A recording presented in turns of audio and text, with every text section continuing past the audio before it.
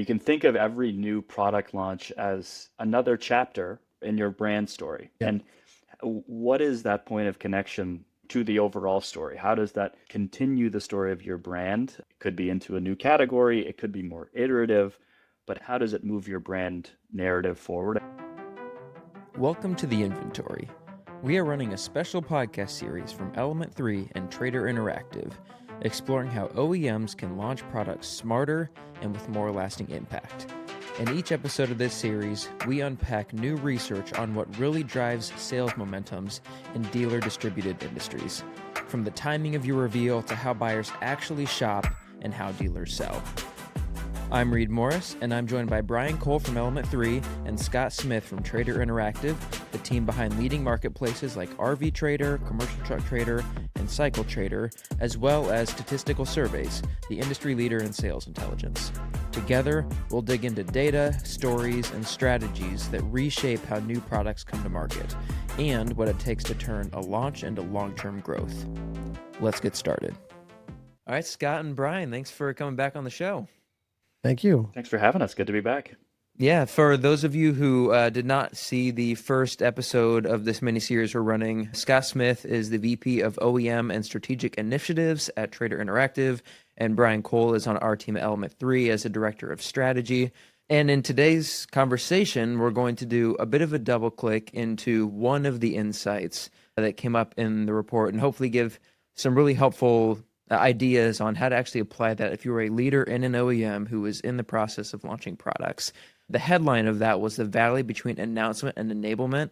And I'm curious, Brian, if you could give a little bit more of a double click into what we meant by that and what we saw in the data. What essentially means is the way that a lot of these companies are releasing new products and communicating that new product to the market. There is often a moment of announcement that happens usually around a dealer meeting, or maybe they're doing a reveal of it at a show or whatever that might be.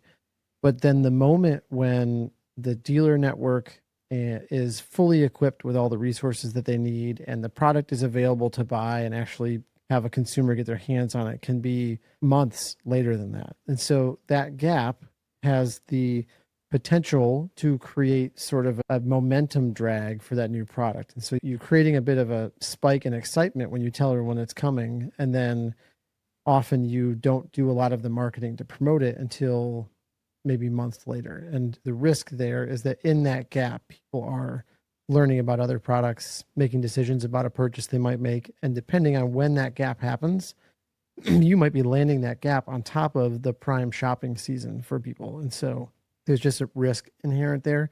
So we looked at why does it happen, what things might be good about it, what things might be a risk, and how might people do something different. Yeah, it feels like, naturally the product launch process is a long process, and there are certain stages where you are setting up dealers. Maybe you're having dealer meetings, you're doing the consumer launch versus the dealer launch, all the training, all that. Scott, that feels like what you were talking about as, in your words, an operational launch in kind of the initial conversations we had about this? Right. Yeah, there's so much work being done behind the scenes. And this came up in our OEM interviews that right up until the point after reveal, right up to the point that a new model goes on sale, there's tons of activity happening within the organization with the dealer network to be ready, launch readiness. So there's, again, we talked in our first conversation about there being really two launches that happen sequentially. So there's the operational launch, then there's the in-market launch. And that first launch is happening right up until the point that the in-market launch takes place. And the success of one certainly leads into the other. So as an OEM, you've really got to excite your dealer network, educate them on why this product is great and why consumers should buy it when it becomes available. And you've also got to do that same, I think the best possible launch would have you accomplish that same objective with your end user. So build that excitement at that hype period. You should be operating and hyping concurrently, simultaneously. You're getting the dealers ready to sell and you're getting the consumer ready to buy.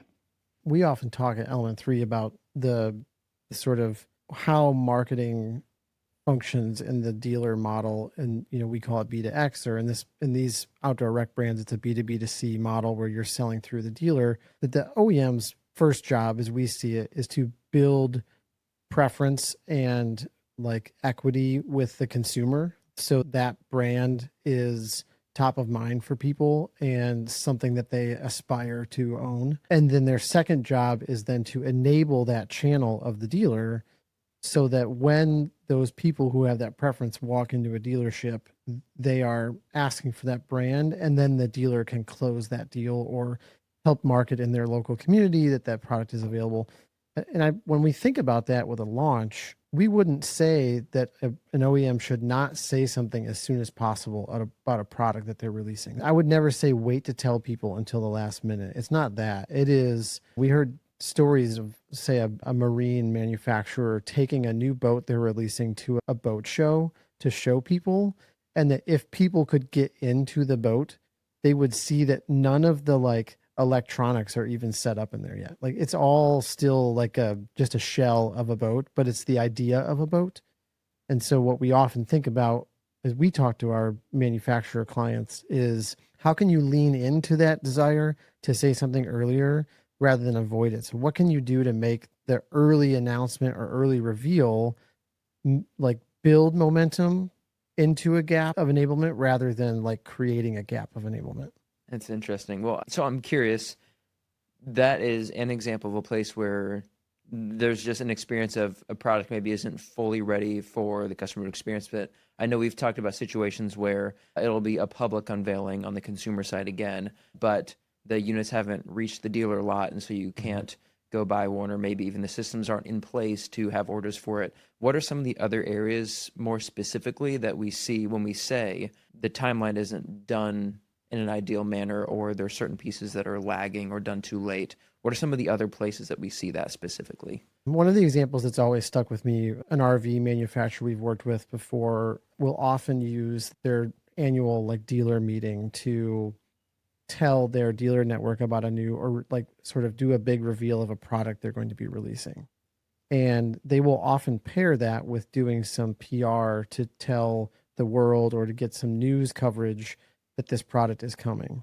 But it also ends up being a moment for dealers to give input on the product. And we will find out as we're getting ready for a marketing launch of that product that they're making changes to the product well beyond the point of that like dealer reveal. And so they might, the unit that they take to the dealer meeting to do the reveal can't even be used for photography later because of changes they make to it later. And so what that does is it creates this pressure to have things like brochures or ads produced when you can't even take pictures of the thing until weeks or even months after the point that you first told the market about it. And so you've created this gap in being able to like maintain that like energy that you've created. And so how can you work around that is really like the question we ask ourselves all the time.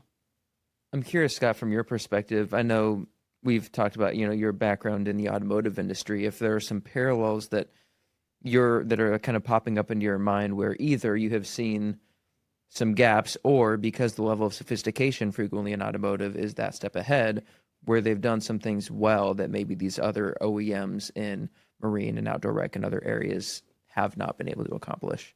It's interesting what Brian notes in terms of that gulf that happens, the delta between announcement to on sale. That's familiar to me from my automotive background, and having prototypes as the only units available to show off to your dealers and to begin the process of enablement, begin the process of education and excitement building around why this vehicle, why this product is going to be transformative for the brand and worthy of consideration from the market. That's all very familiar to me. And I think that everyone loves to see a product before it's on sale. There's always a buzz in the room when you've got a prototype or an early production unit that you can start to educate your dealers on. So I think, in automotive and all of our industries, you do really well to bring dealers in and make them feel invested in the success of this product. Take their questions, explain the story of that product, why your product development team built it the way that they did, what went into the aesthetic design, what went into the features and technology, which we know from our consumer research is so important to the end user. You see the words reasons to believe in marketing briefs all the time for new launches. What are the reasons to believe for the dealer? Because ultimately the dealer, when they sell this product, the consumers, the end user is going to attribute their happiness with that product back to the dealer. So the dealer has a real vested interest. So all of that to say, bring the dealer network in, show them the reasons to believe, and do the same with your press. Do the same with your press release. Do the same with your external marketing communications. I'm curious, Brian, as we think about some other ways that organizations can solve and get ahead of the curve as they're planning, what are some tactical places that we've seen or that we're frequently helping clients when we're plugging into their product launch processes that can kind of help tackle some of these challenges that we're talking about? We generally try to approach a new product marketing campaign from the standpoint of sort of teasing to revealing to promoting. And we'll often talk about this idea that you should wait to fully promote a new product until you're comfortable with dealers taking orders today. And so if that is 2 months after the point that you reveal it, then there should be some thinking that you put into what is the structure then of the marketing campaign, and not, well, let's wait to start a marketing campaign until we can promote it. It is, how can we start talking about this? To Scott's point, how can we tell a story about the reason this product should matter to a certain part of the audience early? And even as some features of that maybe become more specific over time, that maybe is okay. You could even, for the brand that's willing to do it, embrace that and say, we're telling you about this while we're still working out the details, but the goal is to build the best version of this that does Y, and lean into that rather than be afraid of it. And maybe that is a risky place to be, but I often think about this idea that if there's, I don't know, if it's a best practice, that means everyone's doing it and you're not standing out in any way. And so there's maybe an opportunity to be different in that way, to let people into the fact that you're still perfecting the product rather than don't say anything until it's done. That is one way. I would also say there's probably an opportunity that's, especially nowadays with different technology that's out there, that the days of a printed brochure that you have to, once it hits that press, it's really hard to change and it's expensive, are long gone. So living, breathing sales enablement materials that can be easily adjusted and the dealers understand that a thing might change, and having the systems and a dealer enablement technology and platforms that allow you to push out changes to them quickly and it's not laborious or disjointed. That is probably another thing to be thinking about, the way a product team and a channel team and a marketing team work together at these OEMs to make sure that you're being on time and clear with the changes that you're making. And it should be okay. It's not going to cause the kind of disruption that you might think it would. And if I could add to that, I would say that it's also important to sort of telegraph to your dealer network what you're doing as an OEM in support of this launch. Not only the product itself, that's essential. So as Brian notes, maintaining those living marketing materials and sales enablement materials to educate, to inform the dealers, but also, be clear, be transparent about your marketing plans as an OEM, to say, this is the sequence we've mapped out between announcement to on sale. This is what we expect from you. This is how we're setting you up for success. I've always found that in my own automotive experience, as well as outside the category in QSR, that kind of transparency, that kind of communication goes a long way, just so that they understand the marketing plan and they feel there's real support being put behind the launch. Scott, do you have any other, if nothing else, do this tomorrow kind of advice for people in this model that we could weave in that's maybe even more actionable than some of the ideas we've just talked through? And then I think we could segue into, what did this research only touch on that you are interested to learn more? Where is this leading your thinking from here, that kind of thing? Maybe this is a bit of recency bias because it's the last point that I made, but I do think what comes out in the research, what comes out in our experience with OEMs, our experience with dealers is that idea of transparency, that the more guarded you are around your launch, around the product, around your marketing plans, I think that can be counterproductive, right? I think the more open and collaborative you are as an OEM in sharing the product story, how you developed it, who you're marketing it to, and how you intend to reach that audience, I think that's ultimately, I think if you find the common threads in our research findings, it's really that's what it comes down to is engage your dealer network as a partner in your launch and be really transparent with how you intend to go to market. I think that's to me that's sort of the synthesis of our findings where I would if I were one of our OEM partners or anyone listening to our podcast, I would say adopt that spirit of transparency and you'll have a more successful launch. To throw in a less short term, but maybe just an observation for maybe a more long term investment. Scott, maybe you've seen this from your side too, but what I see very often is that a lot of these brands on the OEM side have really clear, compelling, exciting stories to tell about who they are as a brand. Why should you buy from us?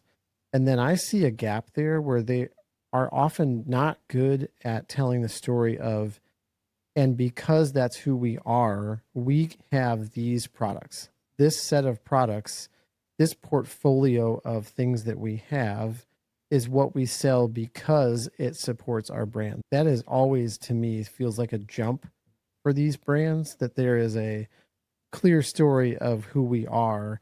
And then, oh, by the way, we got all these products that serve all these like bottom up things that we hear dealers or people say they'd like to have in a trailer. And so you're doing this like top down identity and then bottom up product development. And I do think that leaves a bit of a gap in your story to the marketplace about the products you have, why you have that portfolio, why you're retiring one product and replacing with a different, why you're deciding to move into a whole new category. Like those are stories you can start to tell to people. If you have that clarity as a business, you can start to talk about that before you even tell them what the, wheelbase is and how many cabinets there are in the galley. Like you can say, we're moving into a trailer, a towable, or a fifth wheel when we've typically been motorized because we believe XYZ is true for anyone in this industry who believes in what we believe in. Like there's a compelling brand story to tell there that extends into your portfolio that I don't think,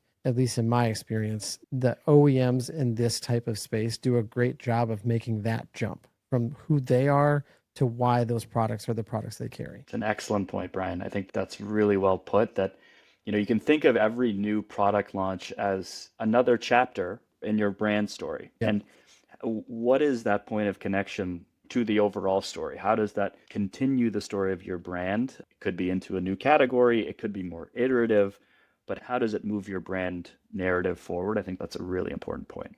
Yeah. And a thing you can start talking about much earlier in the product development process without feeling like you're putting pressure on the product team or the dealer team with, announcing something that no one's ready to sell yet. Mm-hmm. Right. Well, I'm curious, while we're on this thread of timelines and enablement and make sure that your message is clear and is communicated, what did we not necessarily get to in this period of the research? What's kicking around in each of your minds as we're just going about working with our clients and conducting more research in the future? Where are there more questions that you'd like answers to? Within this space, because we talk about this gap, I want to talk to more dealers. I don't think Scott and I are both going to be out at the RVDA event in Vegas here in a few weeks to put a timestamp on this podcast. But the hearing more from dealers about their experience with this would be interesting to me. I am also thinking there's an old saying in like marketing strategy or marketing planning around everybody has access to the same customers, but not the same brand. And so I'm thinking a lot about how can, sort of what I touched on a minute ago, is how can these OEMs leverage their brand and not the product itself to make their product launches more effective each time they happen, whether it's a model year turn or a net new product or a whole new category? How can they use the brand more effectively to create momentum earlier and sustain it through the launch, and not just, wait for all the product details to be hammered out? And I think it's interesting the way that comes to life being a bit different depending on which B2B to X industry that you're in. Yeah. And that in some of these organizations, the actual parent brand is the one that consumers recognize and gets recognition. You can think about some in maybe the marine space, right? Your big marine brands on the consumer side. And then in others, it's actually the product brand that's the one that really has the market weight. And Yep. which one do you lean into? How do you balance those two things? It's really interesting. Yeah, and in the auto world, like in the auto space, you see both things can exist within the same manufacturer. I would imagine that most people think of a Corvette before they think of it being a Chevy, but people think of Chevy trucks as the type of truck that they want to have more than they understand whether it's a Silverado this or a Silverado that or whatever that is. And so that can coexist within the same overall brand as long as you're telling those stories well and positioning those products as an extension of that brand. I would add that, that the word enablement is just so rich it's so rich and fertile to me in terms of the conversations that we can have with OEMs, with dealers, as Brian said, around how can we better enable the end user in that valley between announcement and enablement. So clearly there's a job to be done in terms of sales enablement. That's probably job one within the dealer network, and educating them on new product, equipping them for success when that product comes to market. But how do we give the consumer something to do, for lack of a better phrasing? Like, you look outside the category, you look at other products like, smartphones, or increasingly in automotive, any number of categories, there's an ability for the consumer to meaningfully interact with the product before it's launched. You think about when the new iPhone is announced, everything you need to know about that iPhone to the most detailed specifications is available at the point of announcement. And in fact, you can transact at the point of announcement, even if that product is not going to be available for some time. So you have the ability to shape purchase intention in the valley between announcement and on sale. And that's what enablement's all about. It's educating retail network, educating the consumer, and giving them the ability to learn about the product and transact or pre-order even, I think, is a future state that's really interesting for us to explore. Really interesting, guys. Appreciate the conversation with you both. And I know we've got a lot more to dive into in some future episodes around the research, but it's been great spending time with you. Thanks. As always, really appreciate it. Thanks, Talk guys. to you next time. The Inventory is brought to you by Element 3.